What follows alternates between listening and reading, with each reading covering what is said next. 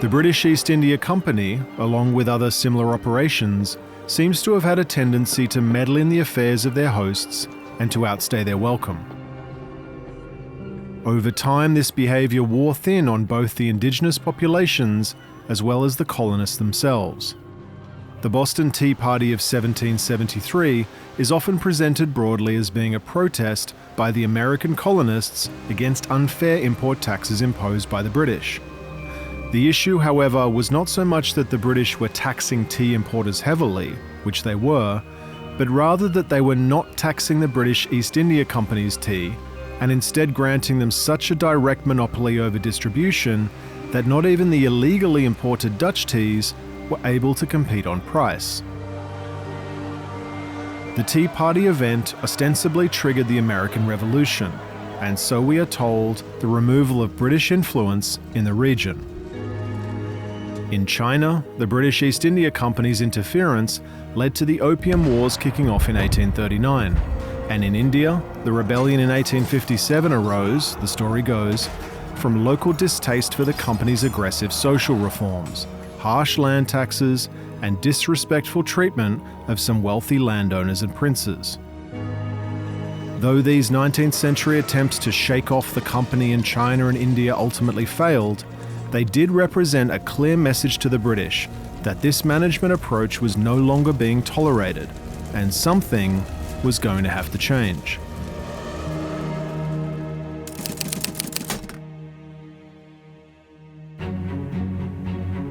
We're told that decolonisation, or the undoing of colonialism, has been occurring progressively since 1775 in North America and in major waves after the First and especially the Second World Wars. The Spanish, Portuguese, French, Dutch and other previous colonial powers all purportedly lost their territories and had their empires shrunken to fractions of their former influence. Officially, a total of 65 countries have gained their so-called independence back from the United Kingdom. But what does this independence really mean? And is this an accurate description of the situation? You probably already have an accurate perception of the term colony. That is, a dependent political community consisting of a number of citizens of the same country who have emigrated therefrom to people another and remain subject to the mother country. While that definition is fairly straightforward, what these colonies turned into afterwards as they gained independence is much less clear. Though it's difficult to specify exact numbers, given all the merging and dissolving of states over time, you'll notice that of these 65 independent states, often transitioning through various forms over time, the vast majority subsequently joined and became members of the British Commonwealth of Nations. This organisation later became known as the Commonwealth of Nations and is now referred to as just the Commonwealth. The Commonwealth is generally presented as a quaint and pleasant association, involving some sporting traditions and aspirational social ideals, almost like a school reunion of old classmates for nostalgic purposes and perhaps some business connections.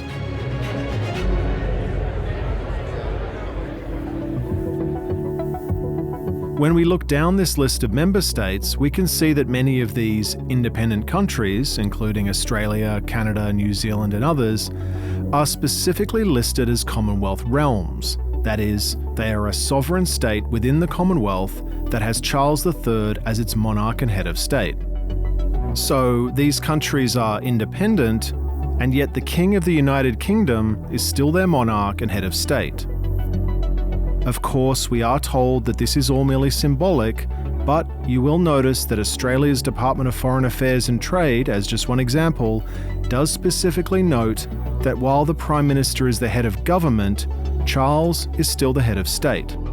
The same goes for Canada and others.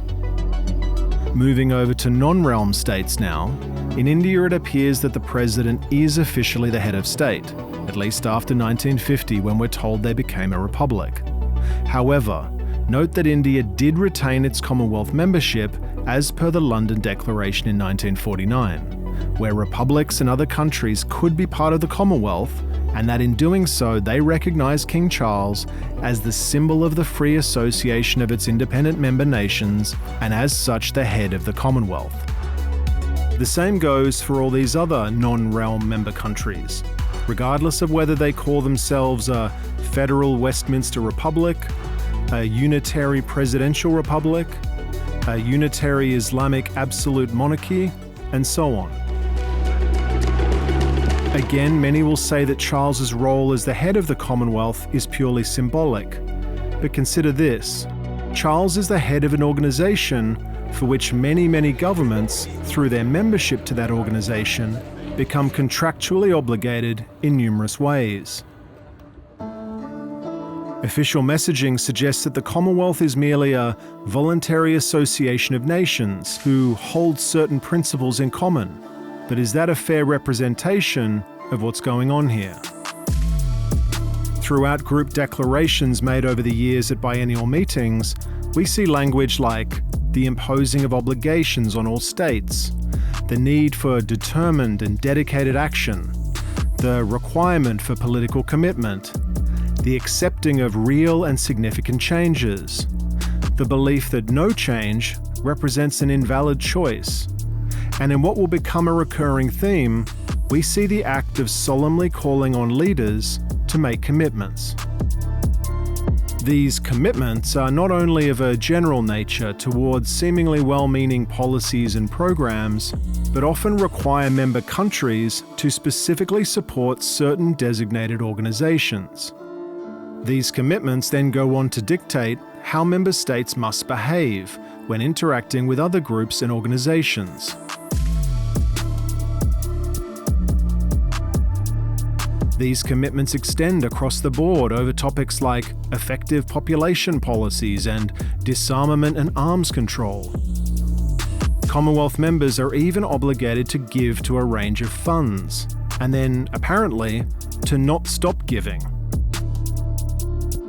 Some commitments multiply and beget other commitments, as members commit to Millennium Development Goals and Sustainable Development Goals.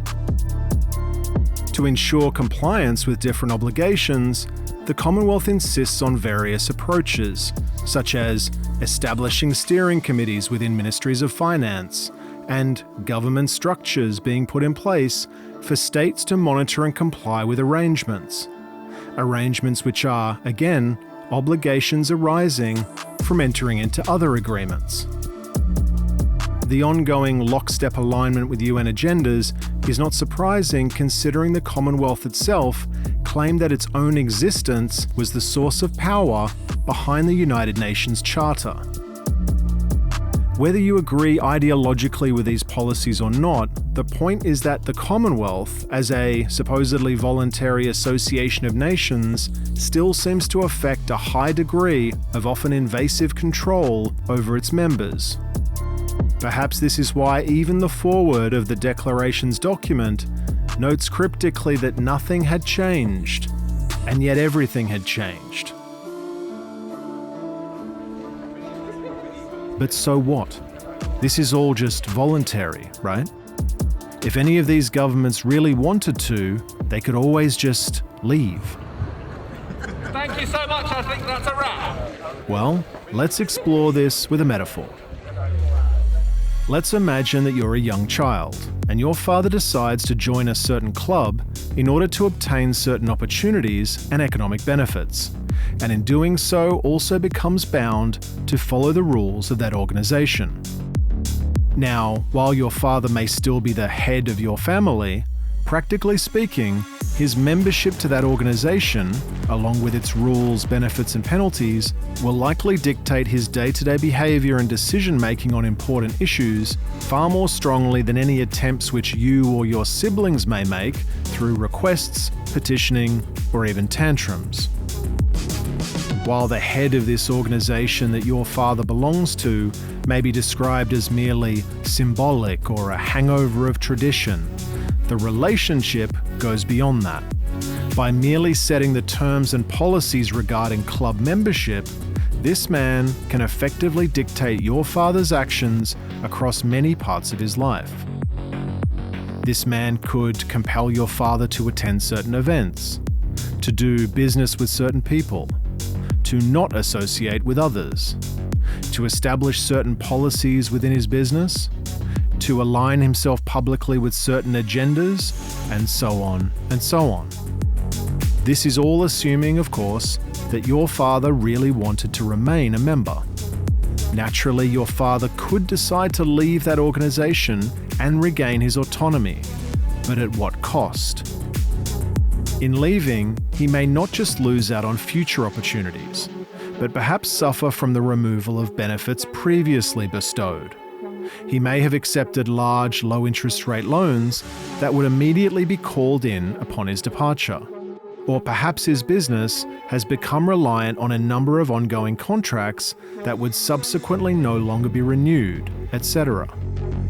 The prospect of all this devastation, economic and otherwise, may just be enough to dissuade your father from ever seriously considering leaving at all. After all, membership to that club did come with a variety of attractive benefits, most likely why he decided to join in the first place.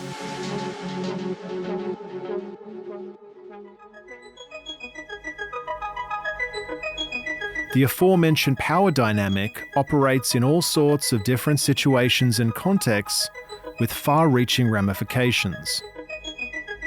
As one example, if you decided to buy a particular house which is already part of an HOA or homeowners association, or if you bought a non-member house and signed up subsequently, you have agreed to follow all sorts of rules and restrictions about how you are to manage your own property. These restrictions commonly include what colours you're allowed to paint the house, where on your own land you're allowed to park your vehicles, what time you're allowed to make noise, how many pets you can have, how long your grass can be, and so on. Having joined this association and agreeing to follow these rules, members are contractually bound to do so. As a result, they tend to get in line and do what they're told, whether they agree or not, in order to avoid paying fees and fines. This same dynamic also plays out on a worldwide scale with international organizations. For example, when 194 states sign on to join the World Health Organization, they are contractually bound to follow the WHO's rules of procedure. This is why when certain situations are deemed to have arisen, characterized as a pandemic, we see very consistent behavior from all of these governments all across the world.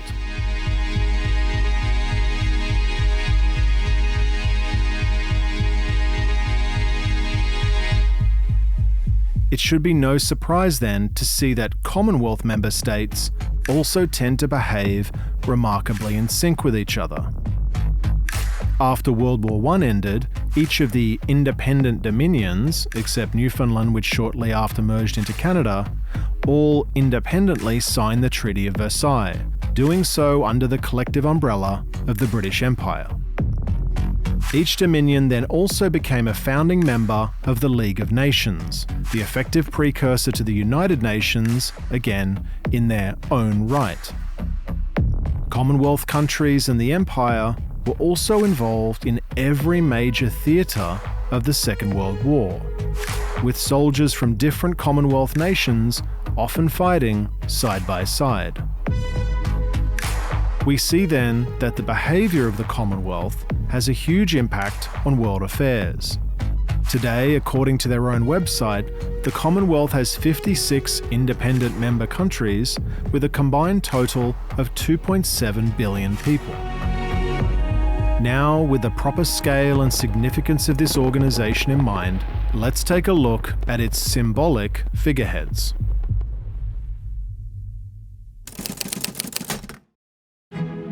Many people today in Britain and elsewhere tend to see monarchs and royal families as relics of the past, who are kept around mostly for diplomatic purposes and customary appearances at traditional events, while serving as a convenient boost to tourism and tabloid sales.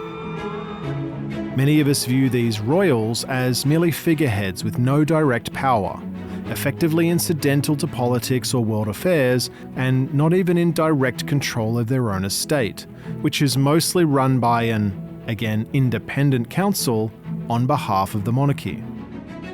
Perhaps this point of view serves as a convenient explanation for why, despite their admitted astronomical wealth, the general public still has to foot the bill for monumental wedding ceremonies and family functions.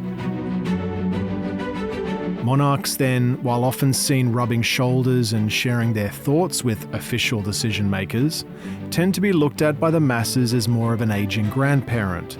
That is, someone that leaders should pay respect and show reverence to, but without any actual obligation to take their advice.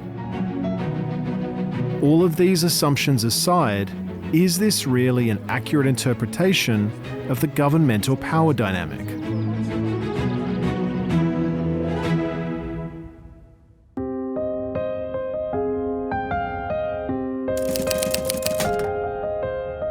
There are currently 33 independent constitutional monarchies in operation today. In these, a king or queen may be the official head of state, but their powers are limited by a constitution, and the monarch usually does not have much real power since the legislative branch is the primary governing body. At least, so the story goes. The constitutional monarch is said to serve as a ceremonial figurehead, a relatable face uniting the people, providing stability and a link to the past, balanced out by a constitution and democratic system in which the will of the people is heard. At least, that's the sales pitch. Thank you, Mr. Speaker. You may remember, however, if you went to school in one of these countries, being taught that when a legislative bill is introduced in the Senate or House of Commons, it first has to pass through various stages of being voted on by representatives until finally, before it is to become an act of parliament, it must gain royal assent. But what is royal assent? It is the approval of a bill by the sovereign, often via their representative, the Governor-General. In other words, the current monarch, who we are led to believe has no power, apparently still has the final say on whether or not new laws get passed. That His Majesty has signified his royal assent to the following acts. Pedicabs, London Act 20... Does this sound to you like the role of someone who has handed over the reins and has no direct power? Someone whose explicit permission is required in order to pass laws? Imagine for a moment that a business owner, under pressure from his staff for abusive management practices, decided to step away and no longer own or run his business. He instead handed over control to a process, such that a group of people, elected by the employees, would vote on new policies before they became active.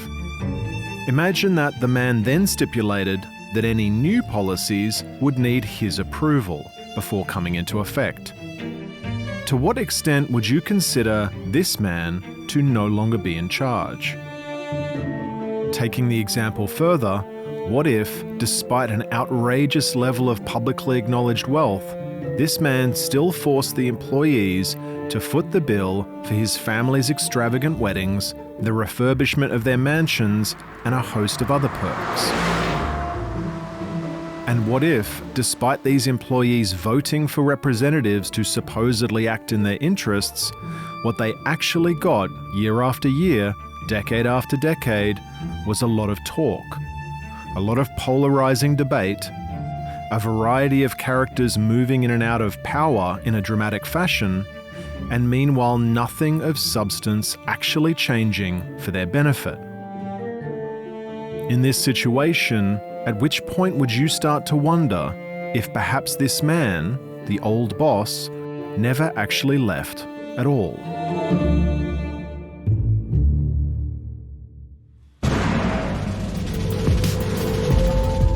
Another clue that the true status of the reigning British monarch differs from how it's commonly presented to us is that, even by public admission, King Charles III is immune from any criminal and civil prosecution.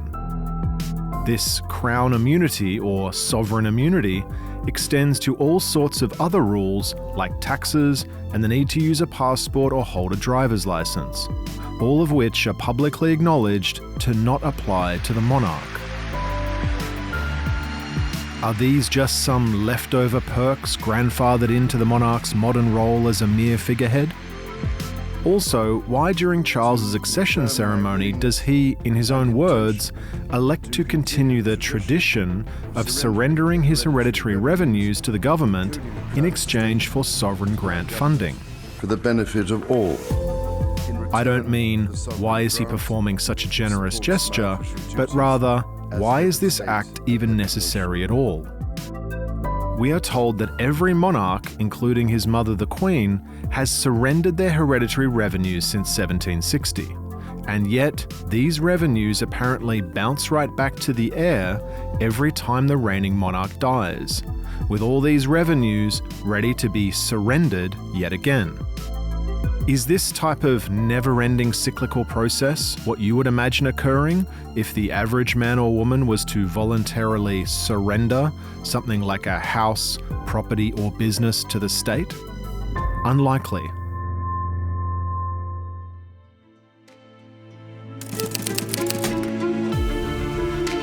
It would also appear that Charles, as the current UK monarch, still has a large number of different people from all levels of social status swearing oaths of allegiance to him. We still have citizen ceremonies with new immigrants promising loyalty to the monarch in order to become naturalised British subjects. We still have members of the judiciary, justices of the peace, district judges, circuit judges, and so on, swearing their allegiance to the king, along with police officers in England and Wales. Not only does the Prime Minister, the so-called leader of the country, swear or affirm allegiance to the king, but so do all members of Parliament, regardless of what side of politics they're on. Despite all of the apparent spirited animosity between political parties, it seems that this is one thing they can agree on. I swear by Almighty God that I will be faithful and bear true allegiance to His Majesty King Charles, his heirs and successors according to law. So help me God. The current monarch still has the power to issue royal pardons, and they still knight and award honours. The same people presented to the public as powerful political leaders, superstars of entertainment, and titans of business apparently still jump at the opportunity to show up, curtsy or get down on one knee, and be acknowledged for their personal service to the monarchy, whatever exactly that means.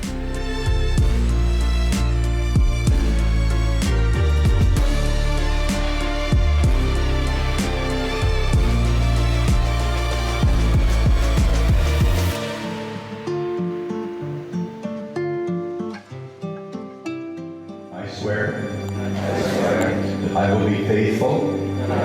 Even today, the flood of oaths being sworn to the UK monarch on a daily basis continues relentlessly around the world. Canada, which gained its independence and became a fully sovereign state in 1867, still has its new citizens swearing allegiance to the UK monarch. Likewise, a similar oath is required by Canadian members of Parliament before they can take their seat and vote. Justin Trudeau, at his swearing-in ceremony when he became Prime Minister in 2015, took 3 separate oaths. The first was his oath of allegiance to the Queen and her successors. So help me God. And faithful. The second was his oath as member of the Privy Council, which is the private or secret board of advisors to the monarch.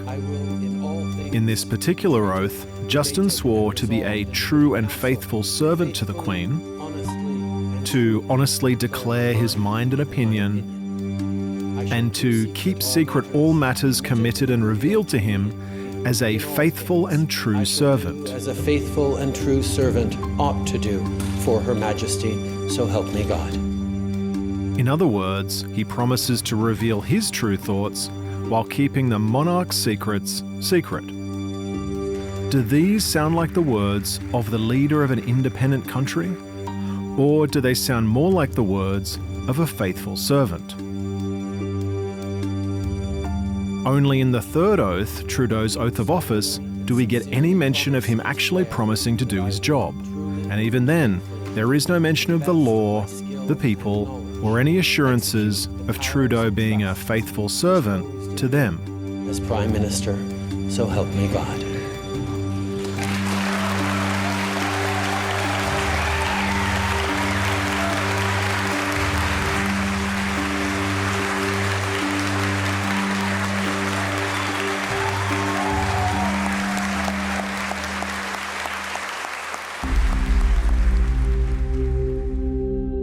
We have a similar situation in the other British realms.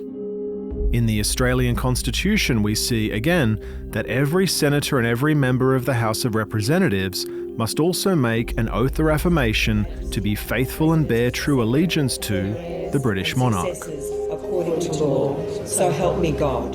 We keep hearing the word allegiance again and again, but what does it mean exactly?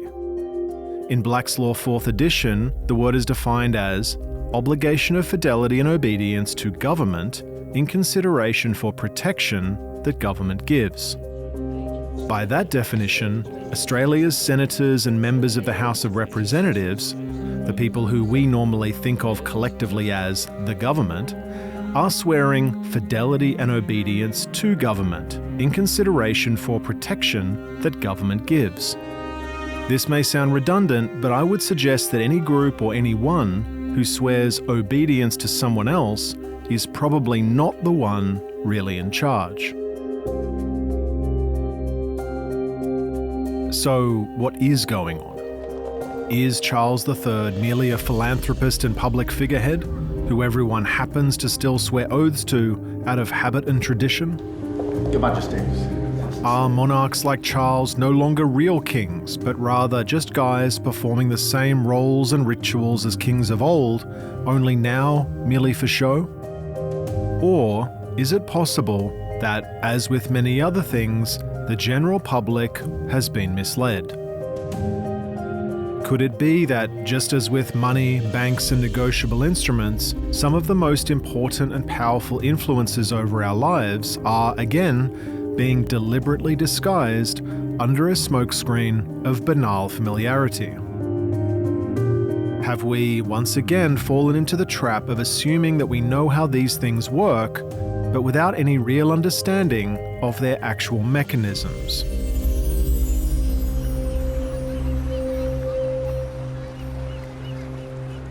Remember those medieval merchants and colossal trading companies who spread across the oceans and bought the world with paper promises?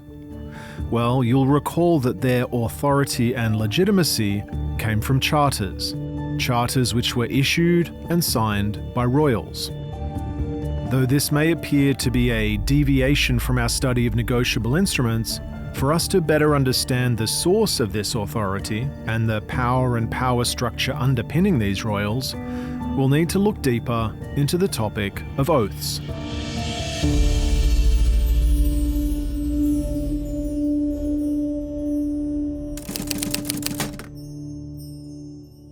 What are oaths? As with our perception of the royals themselves, we may also tend to see oath-taking as some kind of old-fashioned, outdated ritual born from religious superstition. Oaths are indeed old, even ancient, and yet, if you stop to look in the right places, are apparently just as omnipresent and relevant as ever. Please raise your right hand and repeat after me. John Trump, do solemnly swear that I will faithfully. I swear that. The chart of transition and the laws. So help me God. Should accept that I am joining an academic community. I state your name. Do solemnly swear. So help me God. Congratulations. You may lower your right hand.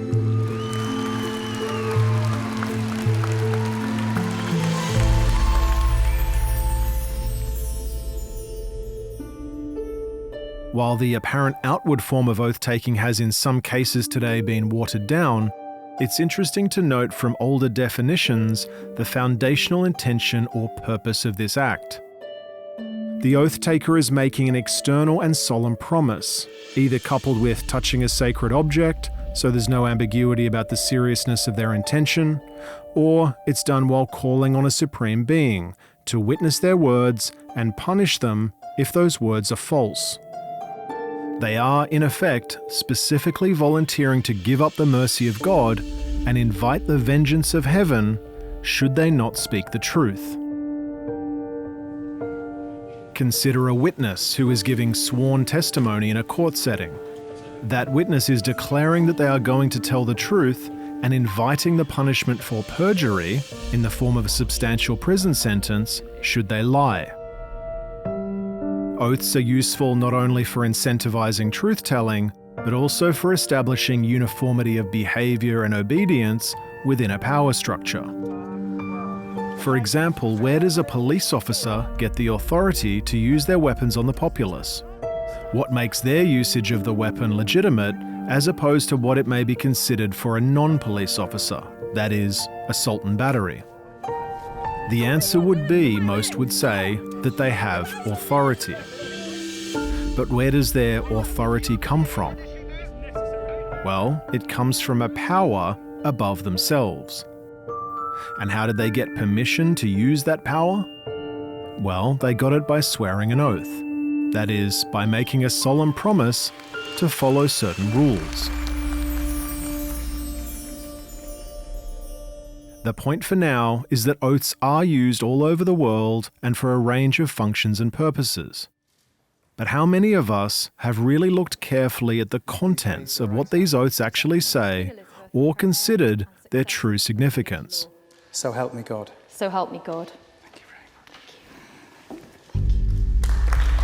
much. As just one modern example, all civil servants of the government of Hong Kong are required to take an oath or declaration, and the Oaths and Declarations Ordinance from 2021 regulates how these are to be performed.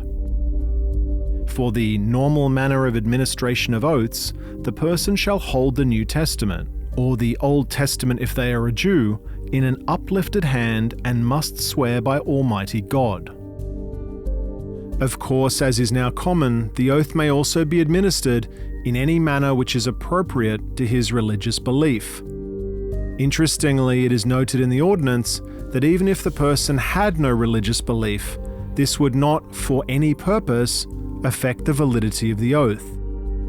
Likewise, a person who is neither a Christian or Jew may choose to instead make an affirmation, and yet this affirmation shall apparently have the same force and effect as an oath in the usual form. In other words, any civil servant, even an atheist, despite being neither a Christian or Jew or of any other religious or spiritual belief, when he or she speaks these words in this prescribed manner, they are considered, according to this ordinance, to have the same force and effect as an oath having been sworn to Almighty God. The conventional modern mind would likely assume the force and effect being spoken of here to be of a purely legal nature. But is that the connotation intended by the document's original authors, or even by those who made later amendments up until 1997? Note that the document, which does include a variety of spiritual language, does not specify the nature of this force and effect, and yet it does specify that the lack of religious belief does not, for any purpose, affect the validity of the oath.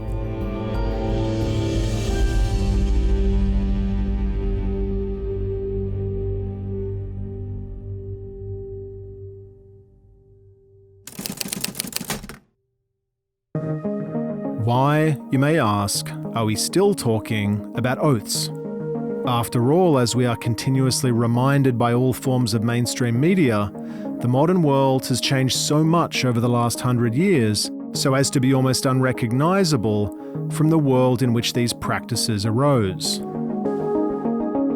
Most believe that the world system today is a kind of runaway train, that due to rapid advances in technology and connectivity, We now have billions of people jacked into a complex multidimensional web, where chaotic competing interests trigger spontaneous patterns of group behavior in an impossibly complex feedback loop. It's said that the markets for abstract financial instruments comprise more on-paper value than the markets for real assets, and that the introduction of new and innovative instruments can inadvertently trigger financial avalanches, bringing down entire economies, and as such, may need to be regulated for our own safety and security. We're also generally led to believe that governments are inept, that royals are irrelevant, that well-meaning global bodies like the UN are toothless, and that ultimately nobody is really in charge. It would seem to many then that the closest we have to powerful guiding forces in this world are some of these larger-than-life political characters. You quit a great acting career for this? Not so great with you. And some of their billionaire genius friends who apparently simultaneously run all manner of world-leading transformative tech companies while somehow finding the spare time to appear in movies and podcasts and send things into space. The mega rocket But is this believable? Are we to accept that these men, who supposedly started these businesses with nothing but a dream in their basement, are now, according to Forbes, the richest people in the world? What about the families which, not so long ago, effectively owned entire countries? Have we forgotten about the merchants and bankers who built our entire worldwide financial system, giving themselves the ability to create effectively unlimited money out of nothing, which they did for hundreds of years, while the populations of every nation exchanged lifetimes of labor for those same pieces of paper? To take a metaphor, is it plausible that even the luckiest and most talented super genius Monopoly player of all time could somehow overtake and accumulate more Monopoly dollars than Hasbro, the producer of the game itself? So what then? Did these old-fashioned, ultra-wealthy, money-printing elites who controlled countries with debt instruments and contracts just decide to give up the reins because their descendants were too lazy to learn how to use a computer? Or perhaps is it more likely that the same powers which existed back then continue to exist today, and are savvy enough to not plaster their own faces all over television and mainstream media? But then, if the financial power of the world does not really lie in the hands of these characters and their never-ending puppet show, then where is it?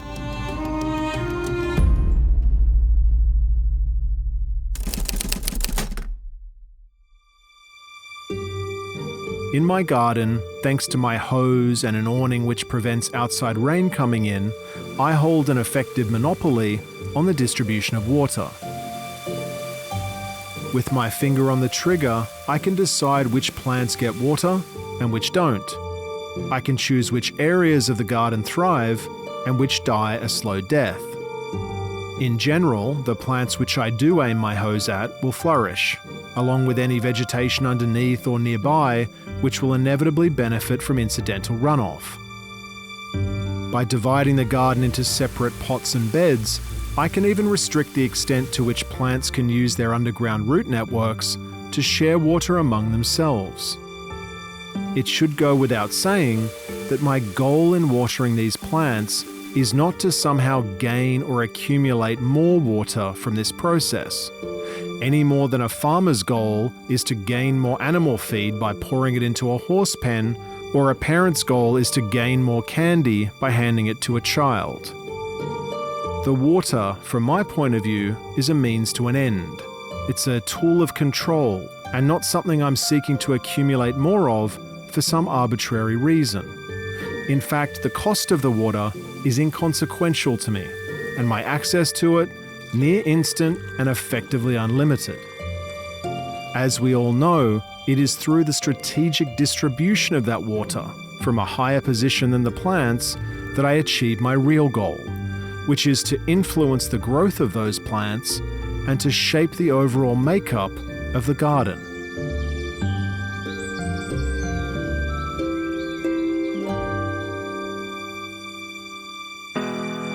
With the power to create funds from nothing, economies all over the world can be manipulated in a similar fashion.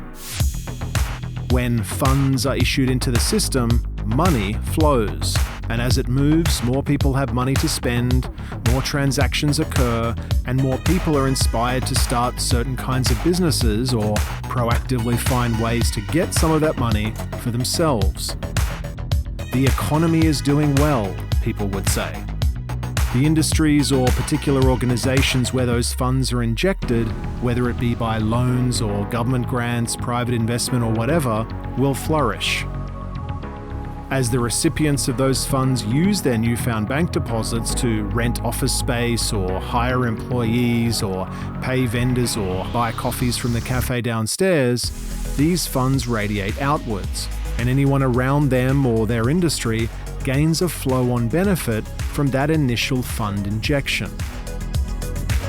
It's no surprise that those who work in high-level banking tend to be wealthy. They are closer to the injection site and upstream of most trickle-down recipients of these funds. Of course, people then naturally observe which businesses and industries seem to have money and become quickly inspired to cater to those businesses. This is akin to the gold rush effect, and as such, booming industries grow around them. As you can imagine, it doesn't particularly matter whether or not the initial recipients of these funds are actually viable businesses in the traditional sense. You will notice that many of the most successful tech businesses are expected to and do lose money for many years, gunning for the seemingly outside chance of achieving a defensible monopoly through a winner-takes-all business model. This all seems to make some sense in retrospect, but how many people do you know that would be interested in investing millions of dollars in a business model that consistently lost hundreds of millions of dollars, sometimes over $1 billion, every year for nearly a decade? Just as in the garden metaphor, with unlimited money in the money hose, the eventual success of chosen companies, along with anyone connected to them, is almost a foregone conclusion, because the holder of the money hose has deemed it so. Even a distinct lack of public interest in the goods and services being offered can be overcome with years and years of relentless funding. Just as unproductive or uncompetitive industries can be maintained and even expanded with never-ending grants and subsidies. Just as cities can be built in the desert, industries can be created and promoted with ongoing strategic injections of funds. Or they can be left to die through the subsequent withdrawal of those funds. Also, by financial institutions attaching requirements and strings to the issuance of that money, however implausible the reasons provided, mass behavior can effectively be dictated in a flow-on manner throughout the entire corporate system and beyond.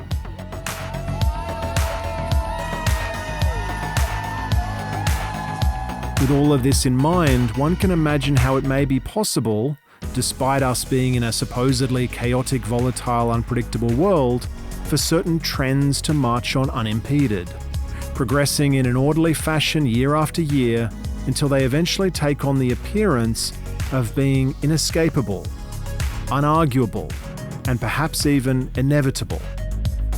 These gradual shifts, with enough strategic injections and system-wide incentives in place, finally manage to catch on, despite their initial economic non-viability and without any groundswell of people demanding or even being particularly interested in them in the first place.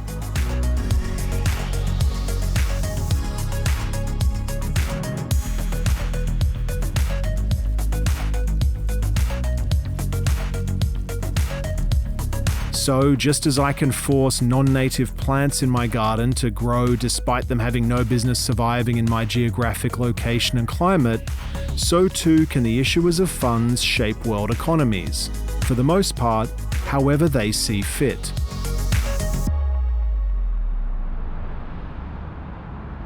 The question then becomes, if the inventors of the money system wanted to control the world indirectly through finance, where would be a good place to do it from?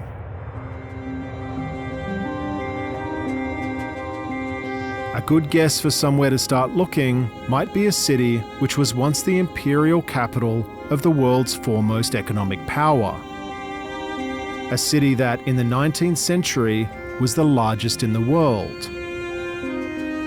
Its significance in world affairs is said to have gradually faded over time, in all ways except one. The city still remains a worldwide hub of international finance. We are talking here specifically about the city within a city, an ancient square mile known as the City of London. Not to be confused with London the city, the City of London is the tiny financial district established a few years after the Roman invasion in 50 AD.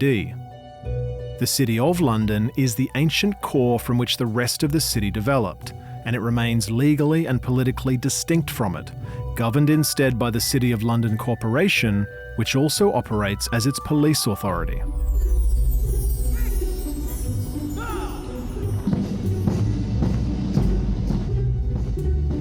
Where London has a mayor, currently Sadiq Khan, the City of London has a Lord Mayor, at the time of writing, Alistair John Nesbitt King. Inside this square mile are a multitude of large financial institutions, including the London Stock Exchange and the Bank of England, that is, the central bank of the United Kingdom. Despite the City of London hosting the institution which issues and regulates the kingdom's currency, this tiny patch of land has a unique political status and a singular relationship with the Crown.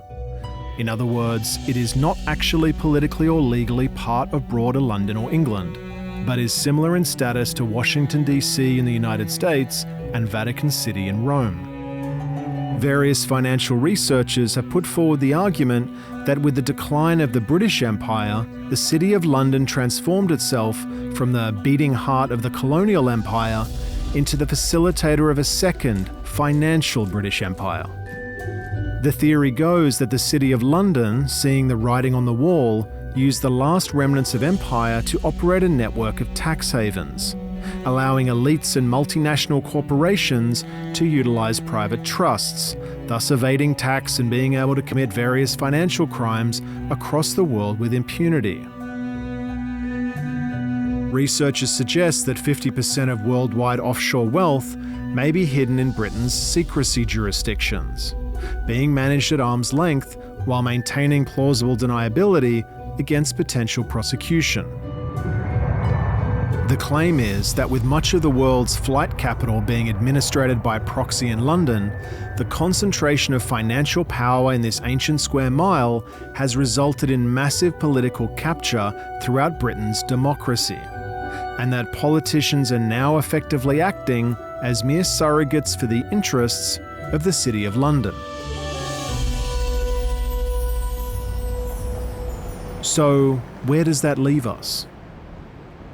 Of course, few would argue that wealthy individuals and companies are not employing tax havens to their advantage, or that banks, law firms, and accounting firms are not engaged in a conspiracy against the public interest. But is that where the story ends? With the City of London as the new top dog, the worldwide nerve centre for these monetary interests, having transformed from a servant to empire into a new financial empire of its own. It is an appealingly modern narrative. The administrators of a declining colonial empire pivoting towards a new financial control system just as the old monarchical empire collapses into dust. But is it true? Well, consider the following. At the head of the City of London Corporation, the governing body of the square mile and ostensibly the brain behind this worldwide network, we have the Lord Mayor. Every year, the City of London hosts the Lord Mayor's Show, a tradition to introduce the people of the city to the new Lord Mayor, that is, the new head of the city. During this colourful procession, a convention which dates back over 800 years, the parade eventually arrives at its destination, the Royal Courts of Justice, where the new Lord Mayor swears an oath of allegiance to the reigning monarch.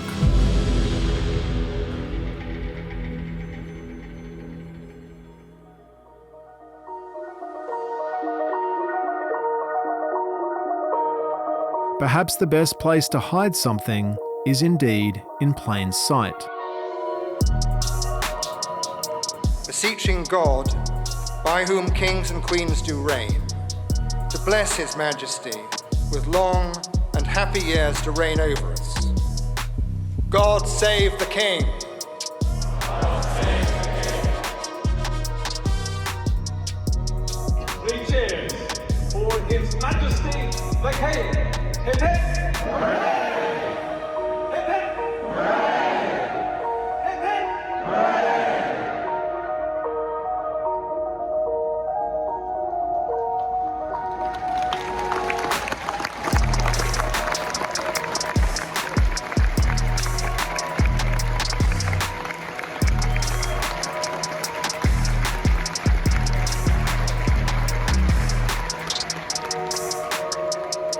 With all of these powerful figures swearing oaths of loyalty towards the one place, maybe it's now time to take a closer look at Charles III. Is he, with his legal immunity, really free to do whatever he wants as some kind of untouchable figure within his kingdom? Mainstream history books, news, movies, and television shows would suggest that the security of his position, like other monarchs, is really only subject to pragmatic political concerns. For example, if he was to lose public favour, suffer an inner circle betrayal, be alienated from allies, get invaded by a foreign power, and so on.